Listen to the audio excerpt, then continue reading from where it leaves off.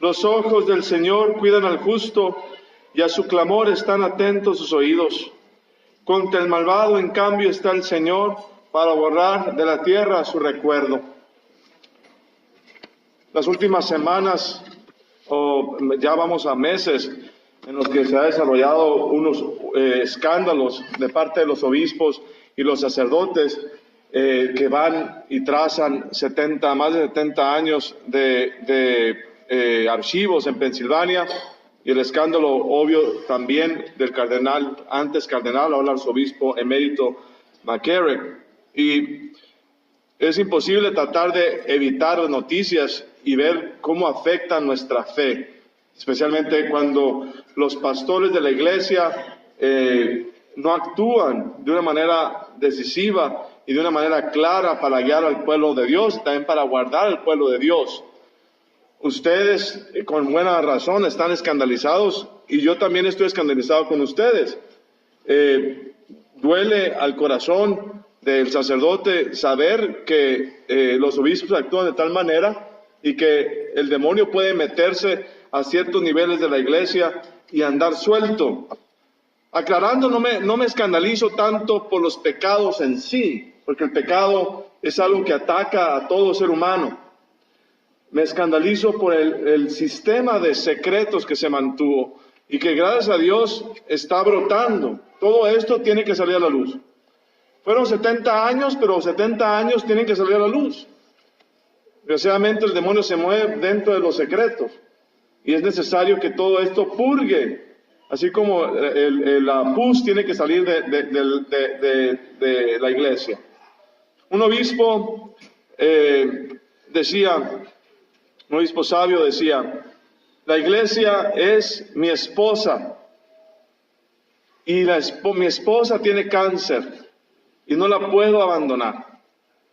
En cierta manera nos demuestra, siguiendo las lecturas del día de hoy, la decisión de seguir a Dios y de ser fiel a Dios es algo que tenemos que mantener aún ante las caídas de otros y las faltas y las negligencias de otros, porque nuestra mirada tiene que estar puesta fijamente en Dios, en el Señor, y las razones de nuestro actuar tienen que estar limitadas a nuestra conciencia y a nuestro camino y deseo de estar más cerca de Dios y de llevar a otros a Dios. Los sacerdotes somos esposos de la iglesia. La razón por que los sacerdotes no nos casamos con otra persona no es porque los sacerdotes seamos solteros. Los sacerdotes estamos casados, esposados con la iglesia, a imagen de Cristo, que está esposado con su iglesia. Y obviamente que la infidelidad causa temores en el pueblo de Dios, como causa temores cuando un esposo es infiel a su esposa. El dolor que causa la familia, como le causa a la iglesia, es inexplicable, y es un dolor verdadero, y es un dolor que tiene que salir para afuera, pero al mismo tiempo que tiene que procesarse. Ante las lecturas del día de hoy, sin embargo, nos invita el Señor a poner nuestra mirada sobre Él, sobre todo en situaciones que no es tan fácil para nosotros lidiar con esto.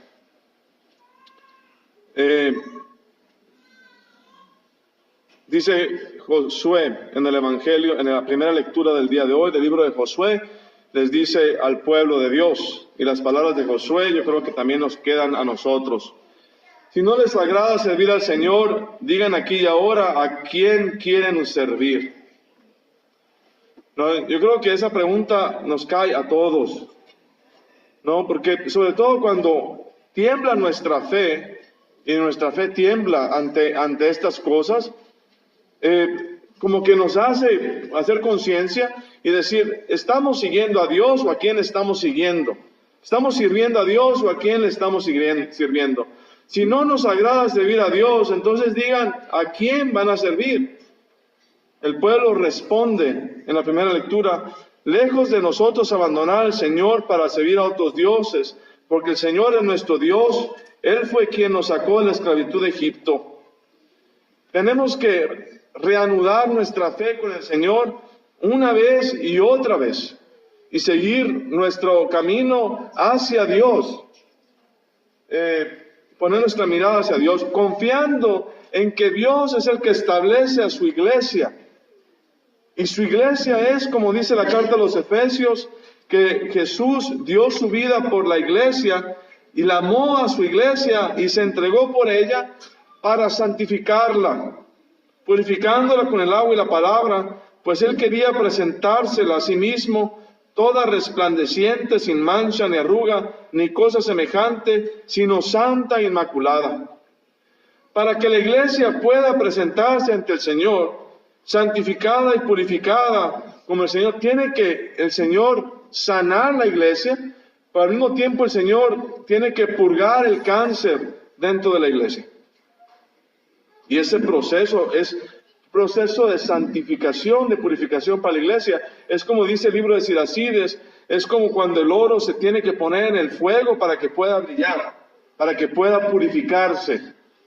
Lo que estamos experimentando y el dolor que nosotros como fieles de Dios estamos experimentando es precisamente ese quemar del oro para que salga, para que pueda purificarse, para que pueda pulirse.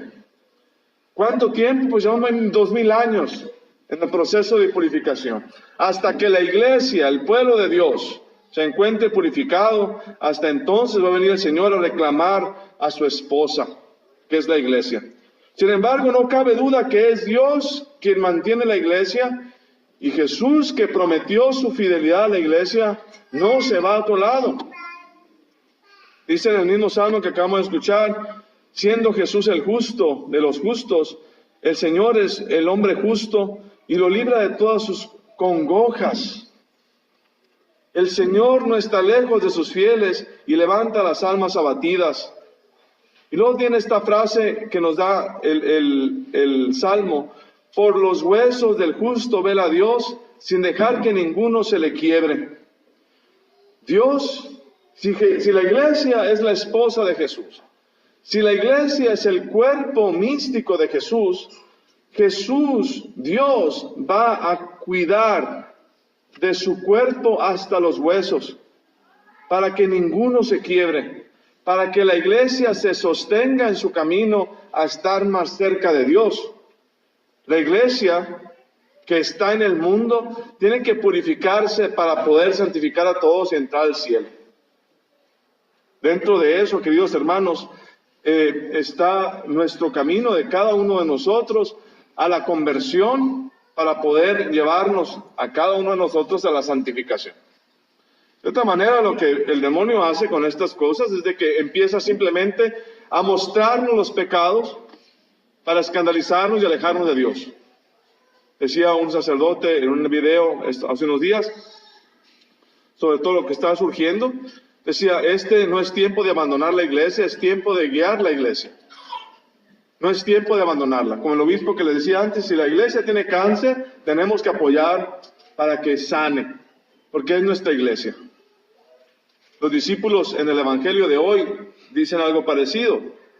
Cuando Jesús les dice sobre su presencia real en la Eucaristía, mi carne es verdadera carne y mi sangre es verdadera bebida. Al oír estas palabras, muchos discípulos de Jesús dijeron, este modo de hablar es intolerante. ¿Quién puede admitir esto? Es la voz de la duda, la voz de la falta de fe. Uno tiene que tener fe en Jesús, fe en la palabra de Jesús. Si Jesús dijo que los poderes del infierno no podrán contra la iglesia, es porque no podrán contra la iglesia. Aun cuando resuenen las puertas de la iglesia se va a sostener porque es la esposa de Jesús. Y su esposo, siendo fiel a su iglesia, se va a permanecer enseguida de ella. Pero hay quienes, por falta de fe, dicen, yo me voy por otro lado. Yo honestamente, se me hace difícil comprenderlo. No los culpo, ¿no? Porque uno puede culpar la falta de fe. Como sacerdote, pues uno ve, uno sabe, uno se desalienta de la misma manera.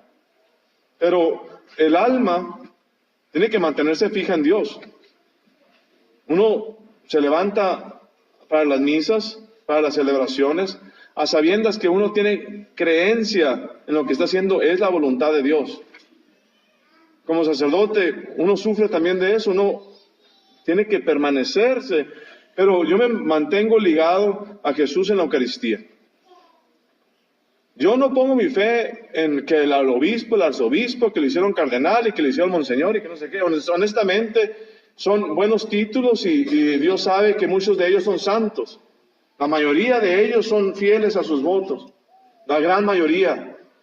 Un señor me decía ayer, son 467,000 sacerdotes ahorita en la iglesia, 467,000, ¿no?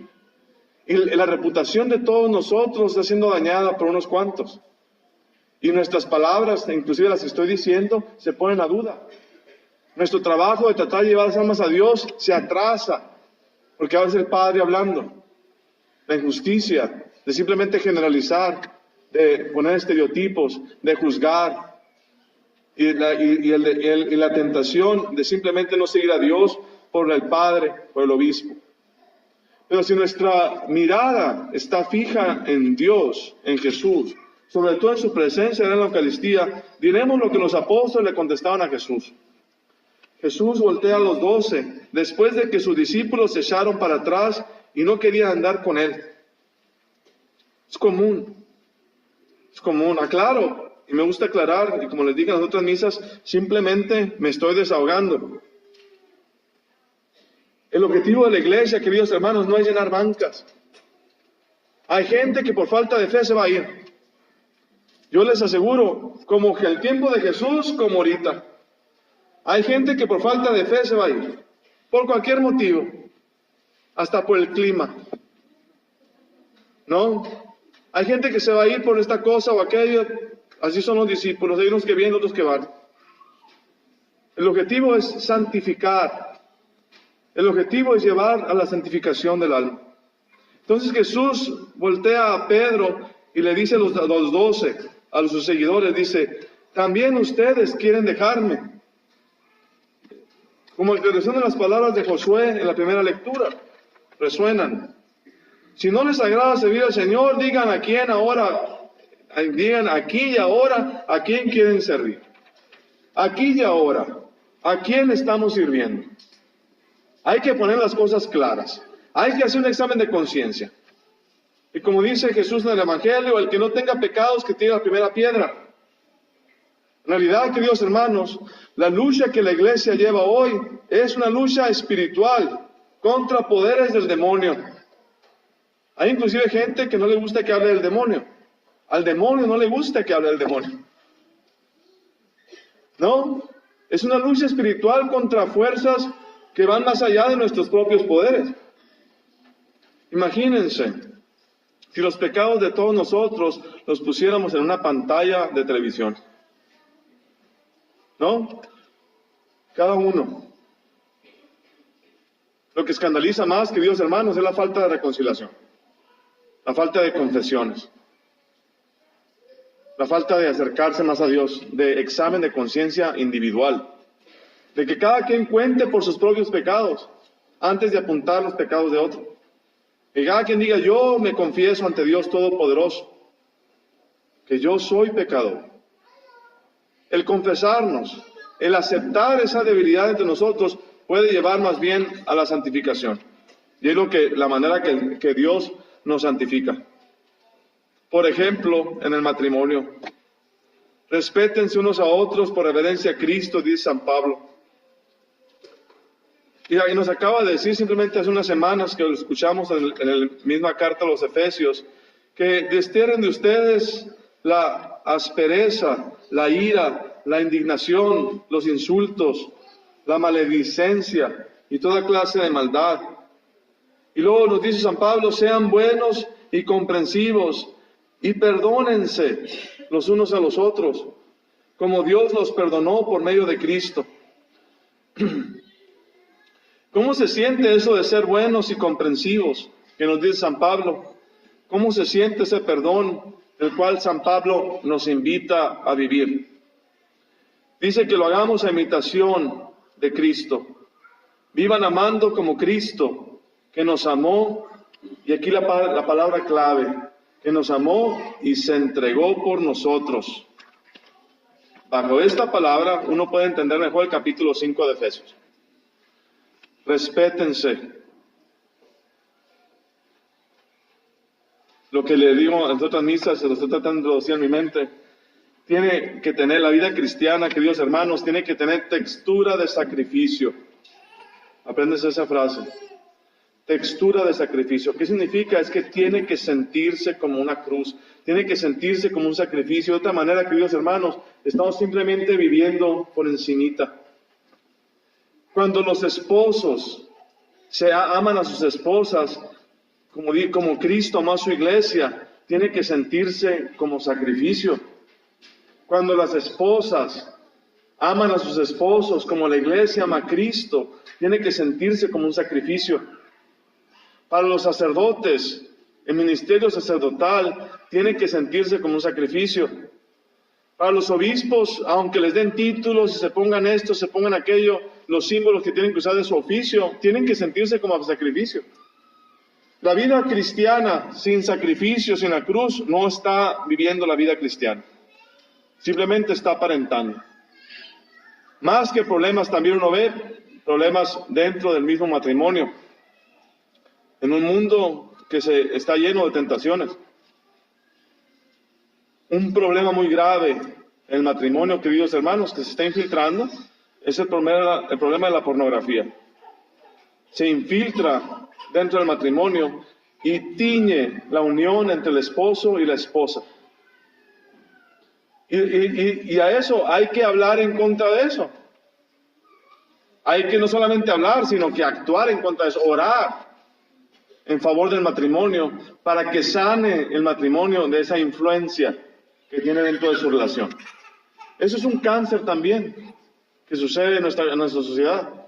Y un cáncer que está creciendo a mayor importancia, tanto que el Departamento de Salud considera una infestación, que la pornografía ya es un vicio tan grave como el alcoholismo, ¿no? Y que está afectando a las familias de una manera real. De cualquier manera, queridos hermanos, no se trata simplemente de apuntar a pecados y pecadores, sino que se trata de encontrar una manera congruente de seguir más a Jesús con un espíritu de sacrificio personal. De decir, no, voy a vivir de una manera cristiana, aunque duela, aunque sacrifique. No buscar mi bien personal, sino buscar el bien fundamental que es Cristo, que es su esposa, que es la iglesia. Nos ponemos todos bajo el amparo de la Virgen María, al servicio del Señor. Y la pregunta que nos queda para nosotros esta semana, se podría decir, es el examen de conciencia y de ser de qué manera mi vida cristiana lleva textura de sacrificio. De qué manera siento yo en mi corazón que estoy sacrificando algo por mis hijos, por mi esposo, por mi esposa, por mi iglesia, por mi parroquia. Y pongamos todos bajo el amparo de la Virgen María, bajo el título de Madre de la Iglesia. Como la Iglesia pasa por esto, y por esto va a pasar, por esto va a sobrevivir. Llevamos 2000 años. Que nuestra fe sea más fuerte, nuestra entrega a Jesús sea más fuerte, que nuestra recepción del cuerpo y la sangre del Señor en la Eucaristía nos avive para perdonar a nuestros hermanos. En el nombre del Padre, del Hijo y del Espíritu Santo.